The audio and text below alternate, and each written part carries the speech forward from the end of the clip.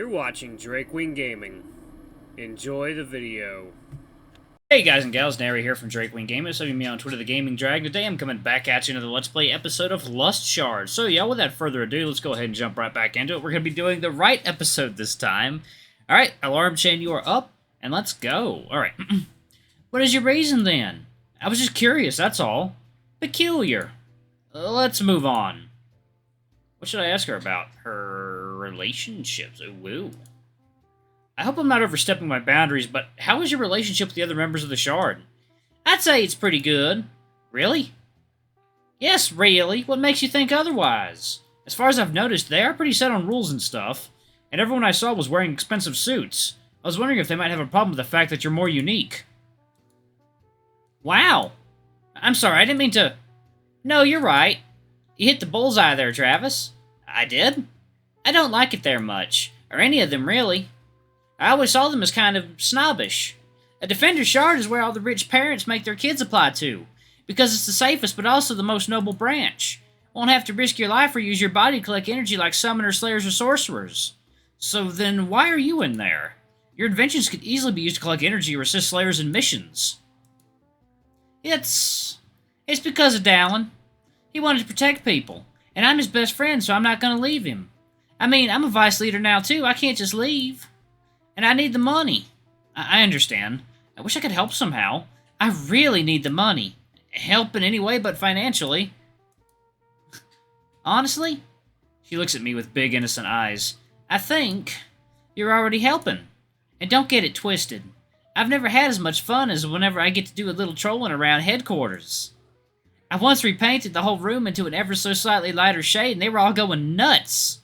Funniest thing I've ever seen. Huh. Wish I could have been there.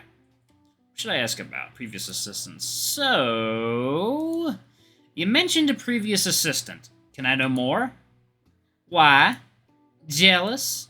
No, I'm just curious. I'm just teasing. Well, if you want to know, first there was Tennel.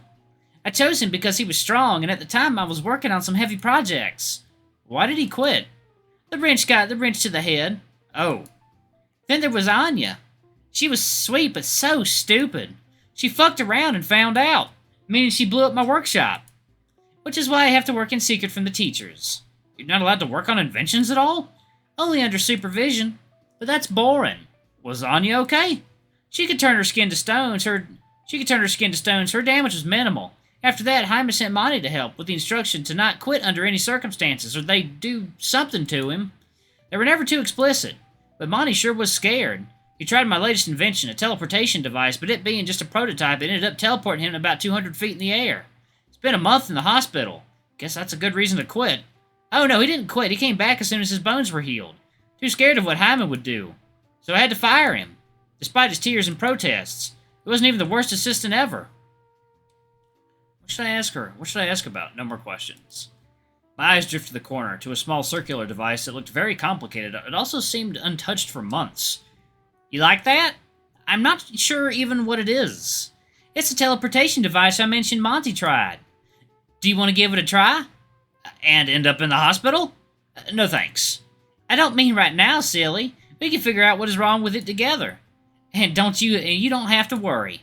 I won't force you to test it. Maybe the next time you come around? I do like the idea of teleporting around. I'll even credit you as a co-inventor. Imagine if we actually managed to make it operate.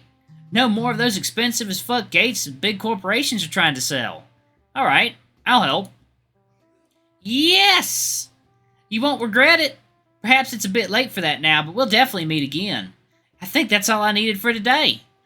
I'll find you when the time comes. Yes, ma'am. Attaboy. Off you go, then. I still got some stuff to do. She pushes me towards the door and closes it behind me. She's much stronger than I thought. Are you gonna ditch the wolf and hang out with her from now on? What? No. Maybe. I'm not sure. Let's just go. The stars are starting to appear in the violet sky. The street lamps begin to illuminate my path one by one. It's time to head to my dorm. Wait. Where's my dorm? Wow. Don't start. You don't know where your dorm room is? Perhaps. I forgot to ask. Can you tell me? Like you did with the meeting room? Just draw a line for me. How am I supposed to know where your room is? Good point. I guess it's time to sleep outside. You could ask your new wolf boyfriend. But boyfriend? Wish I could say that was the case, but you're right. Dallin is a leader. He must know. Didn't he say he was going to work late? Although, would you really want to bother him so late at night? Yes? Then what are you waiting for? Go, go, go! This might be fun, or boring and cliché. We walk towards the Defender Shard room. We see nobody on our way there. The corridors are almost pitch black at this point. The moons are out and shining brightly through the windows, so at least I can see pretty well, so long as the clouds stay out of the way. Here we are. I extend my hand and place it on the handle. Didn't they say you can't enter if you're not a member? I don't think anyone should be inside. It's too late. Unless they also forgot to ask about the room. I doubt anyone is as dumb as you. Ouch. Okay, rude. Still, you should knock. These rule-obsessed idiots might bite your head off if someone really is inside. Fine. Nothing seems to happen. See? Obviously nobody... Wait. I hear another door opening. Footsteps. The door in front of me opens. Out comes Sleepy Dallan, rubbing his eyes. Oh, hey Travis. How was your meeting with Chelsea? I heard she invited you over to help with an invention. Hopefully, guys, tell me if you like this voice better for Dallan. You're not injured, are you? Surprisingly pleasant, and no, I'm not. Thanks for the concern. Ha! That really is surprising. You're lucky I have such great hearing. There's nobody inside, so you can come in. He moves out of the way and makes a welcoming gesture. I had to walk all the way from my office. Thanks, and sorry to bother you so late. His eyes are droopy with visible dark circles. His movements are sluggish, slow, and uneven. This isn't a bad time, is it? Were you sleeping? What? No, I mean, I was. But I'm not supposed to, so I'm grateful you woke me up, actually. Got work, you know. So much work on the first day of school? Oh, you sweet summer child. Huh? The work doesn't end with the school year. I've been here all summer. Most of us spend our time here over the summer, actually, especially the leaders. I didn't know that. It's a little sad and unfair. And I was in prison for centuries in a crystal for so long. Oh. You're probably looking for your stuff. It should be right there in that drawer. I open it up and take my things, but to be honest, I completely forgot about them until now. It's dark out. How long do you plan on working? It's nighttime already. I didn't even notice. The moons are indeed bright enough to make you forget it's supposed to be dark, even if neither of them are full. Dallan's table is crowded with papers beside an old computer. It doesn't look very used. There's no lamp or candles, but there is some kind of device that probably glows when used, judging by the energy crystal at its core. I'm not good with magic technology, so I don't pay much attention to it. So, Dallan, I have a strange request. Well, maybe it's not as strange as it is dumb. What is it? Don't tell me you want the answers to all the tests for the rest of the year as well, do you? No, Wait, if I asked, would you give them to me? I was joking. I knew that. But no, there's something else. I kind of forgot to ask about my room. Can you help me by any chance? You forgot? He starts chuckling, trying to contain himself, but failing. Let me drink some water, y'all. Thirsty, Nary?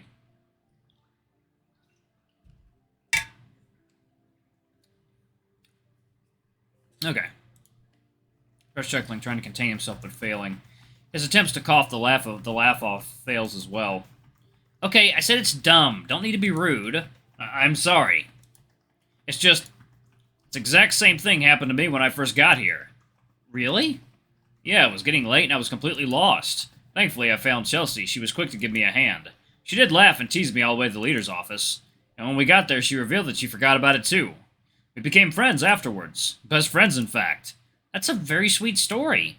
Two dorks finding each other. Ha! I suppose you could say that. But now we're adding a third one, apparently. It's me, right? Yes, silly. If you're okay with it, obviously. Of course! Friend-zoned. So, can you help me? Sorry, I wish, but I need Chelsea in here to input all the technical stuff into the computer. It's embarrassing, but I can't really do it on my own. I understand, but... what am I supposed to do? Here's an idea. Why don't you stay here with me?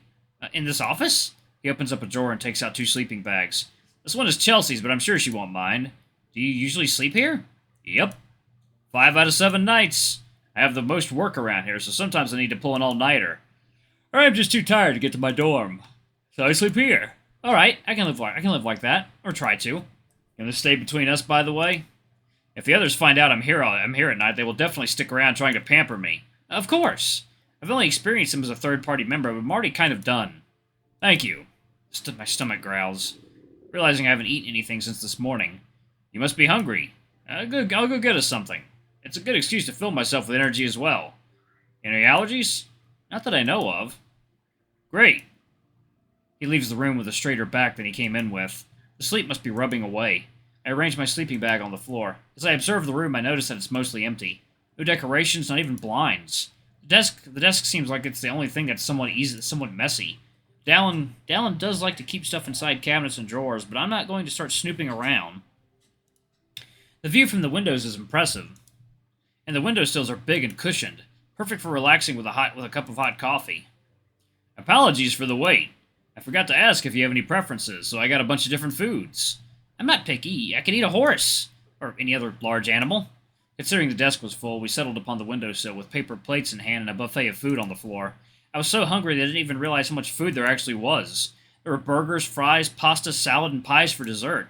I thought we'd have a lot of leftovers as well, but boy was I wrong. That man can eat. I won't lie, I did eat almost an entire pie by myself. Sue me. Back to the scenery.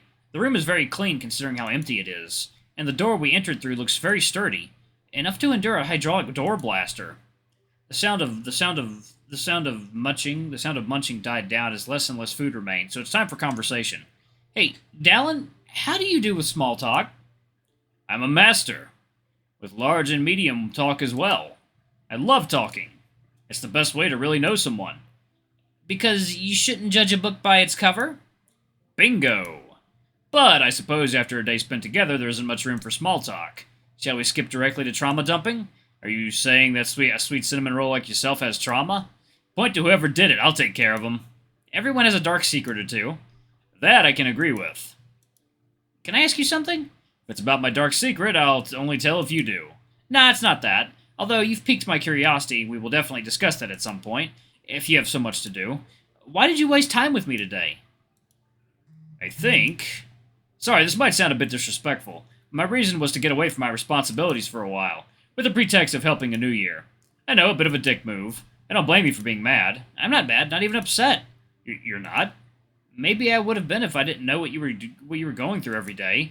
I don't regret being your shoulder to lean on for the afternoon. I'd even do it again, 100 times. Take advantage of me as much as you want. Down. Bad. Then maybe you'll offer this lying wolf another chance to give you a proper hangout session? It would be my pleasure. And then they banged. Tune in next episode. No. At this point, we're more than done eating. I helped Dallin throw away the rubbish and the little leftovers we had. My eyes start to close for longer and longer periods of time between each blink. You should go to sleep. I have some more stuff to do here. Don't have to tell me twice. Good night, Travis. See you in the morning. Sleep crept up on me like a predator, so I almost didn't get to lament that Dallin was not going to sleep beside me. I try to focus myself to stay awake, to trick my mind, commanding you shouldn't sleep with a full stomach. But my eyes did not agree with me. I watched Dallin sit back at his table and work, using the faintly glowing device. I was too tired to get my nose in his business, so maybe another time. I wake up in the middle of the night for some water. The room has gotten colder, but my bare feet treading lazily upon the hard floor, and I see Dallin still asleep at his table, his fur fluffed up and trembling. Cover him up. I know I said snooping was a bad idea, but I just had to find a blanket for him. I opened up the same drawer he got the sleeping bags from, and... bingo! I put a blanket on his shoulders, and he immediately stopped shivering. I decided to go get a glass of water from one of the coolers I saw in the other room. After doing so, I go back to sleep. No interference, no nightmares. Oh. Ooh. Just an image of a door. A locked white-pink colored door, covered in violets and vines. Its key is already in my hand, but I can't find the lock beneath the planks. I'll need to find a way to get rid of those. Huh. I wake up with the first rays of sunshine in my eyes. I didn't have enough time to... What did I dream about again? I already forgot. Why doesn't this office have no damn blinds? My mood immediately improves upon seeing Dallan's steady breathing. With a smile on his face. I'm already too attached to this guy. I should probably go get Chelsea so she can help with the tech stuff. I get to the door and stop. I hear a noise. A lot of noise. Oh, it's probably just the other Shard members. Wait! You can't get out. Huh? Why not? Did you forget these rule-obsessed idiots' things about not being in the room if you're not a member? Oh. Right. Shit, how do I get out then? Open window right there, buddy. I propose we ask our boyfriend. Oh, yeah, I was pressing back. He's not my... Did you say our?